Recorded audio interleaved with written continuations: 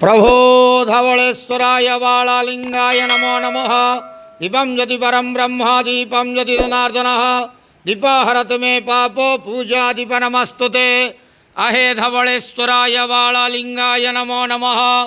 संसार सुखिरखंदु आज शुभ शुक्रवार समस्त श्रद्धालु भक्त मानक स्त्रीपद करंतु मनस्कामना पूर्ण करंतु कर्म क्षेत्रोन्नति करंतु ग्रहरिष्ट खंडन करंतु जगतर मंगल करंतु विश्वर कल्याण करंतु आपणकर नाम प्रकाश करंतु सेवकर डाक श्रवण करंतु समस्त ग्वावसा भक्त मानकर मनस्कामना पूर्ण करंतु जो जो भक्त माने आपणक पाखरे मानसिक रखिजंती शीघ्रातिशीघ्र तांक मानसिक पूर्ण करंतु।